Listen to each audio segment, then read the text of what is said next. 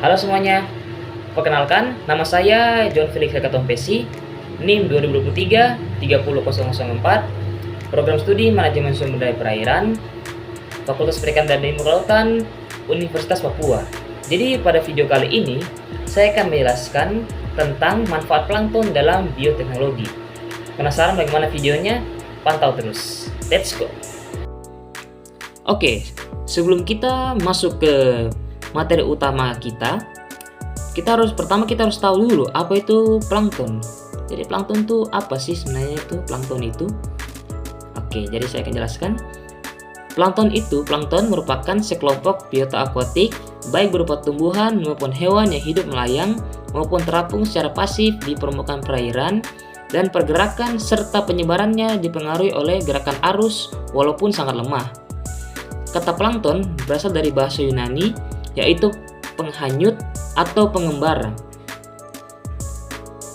Berikutnya, plankton sendiri terbagi menjadi dua jenis, yaitu fitoplankton dan juga zooplankton.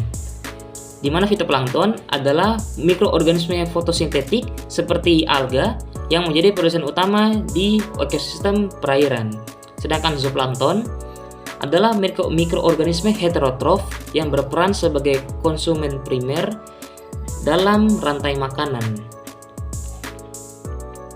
Oke, kita masuk ke materi utamanya, yaitu pengaplikasian plankton dalam bioteknologi. Yang pertama, plankton sebagai sumber nutrisi untuk produk kesehatan. Ini ada dua jenis plankton yang saya paparkan. Plankton yang pertama, spirulina.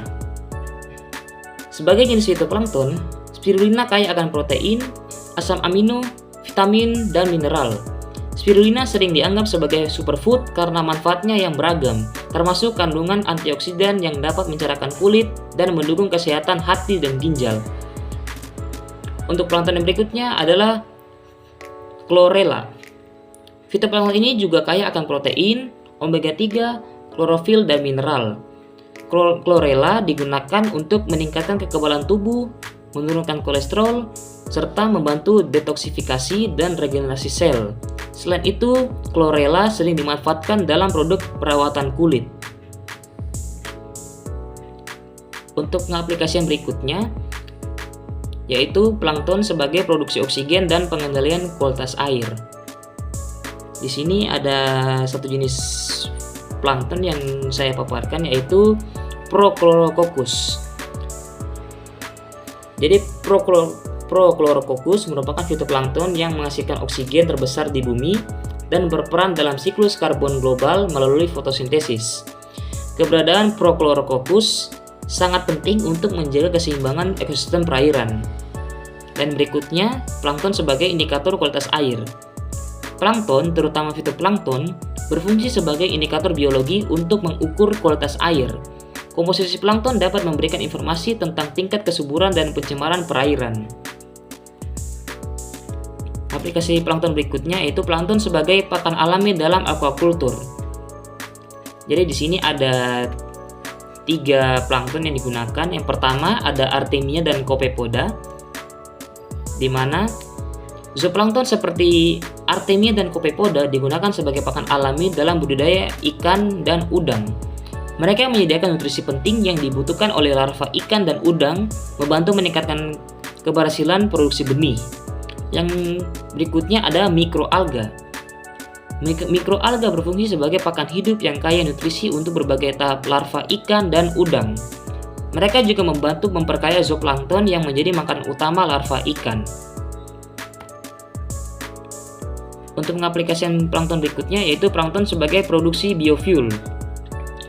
Mikroalga yang termasuk dalam kelompok fitoplankton memiliki potensi besar untuk produksi biofuel.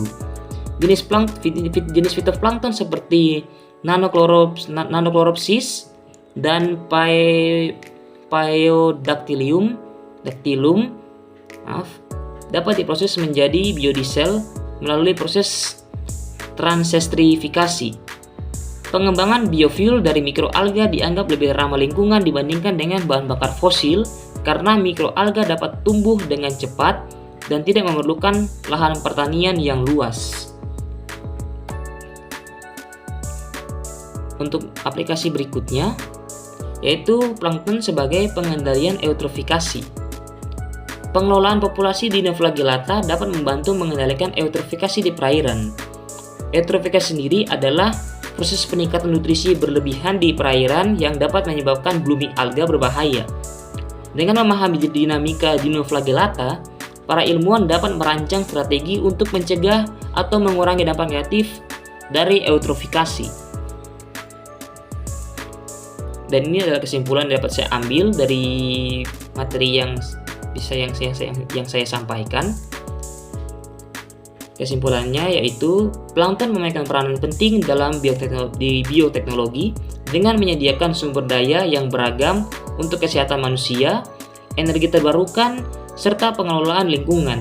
Dengan pemanfaatan yang tepat, plankton dapat menjadi solusi untuk berbagai tantangan yang dihadapi oleh masyarakat modern saat ini. Penelitian lebih lanjut mengenai jenis-jenis plankton dan aplikasinya akan terus membuka peluang baru dalam bidang bioteknologi. Oke, mungkin segitu saja untuk video kali ini. Semoga video ini bisa bermanfaat, bukan cuma untuk diri saya sendiri, tapi juga untuk teman-teman semua yang menonton.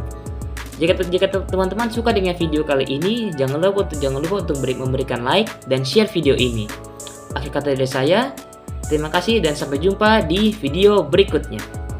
Bye-bye.